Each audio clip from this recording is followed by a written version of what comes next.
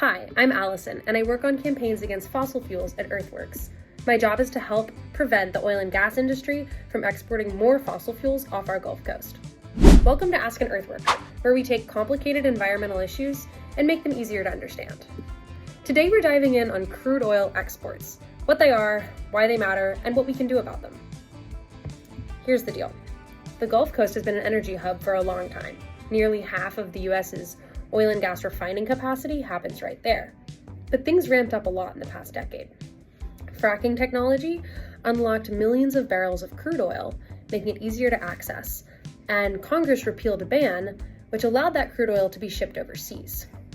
Now, the oil industry wants to build 4 enormous deepwater ports right off the Texas coast. Each of these ports could export 1 to 2 million barrels of crude oil every single day. That's a lot of oil leaving the Gulf Coast, and it's causing real harm. The US is already exporting massive amounts of crude oil. Just last year, in 2023, the US was the largest exporter of crude oil of any country ever, like in all of history. Gulf Coast communities and ecosystems already feel the impact. The oil industry causes harms to air and water quality.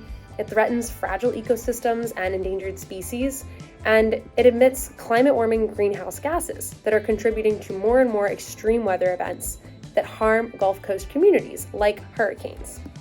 A project called the Seaport Oil Terminal, or SPOT, was approved last year, even though the reviews of its air quality impacts didn't account for everything. If it gets built, the SPOT project would ship 2 million barrels of crude oil every single day. And SPOT's not the only one. There's 3 other enormous projects seeking federal permits, including one called Texas Gulf Link, which is waiting for the green light right now. The bottom line is, exporting crude oil off the Gulf Coast hurts local communities, wrecks ecosystem, and locks us into decades of climate warming pollution at a time when we need to be transitioning off of fossil fuels and investing in renewable technology more urgently than ever before. If we want a better future, we need to stop projects like Texas Gulf Link now. So what can you do? Well, let's hold decision makers accountable.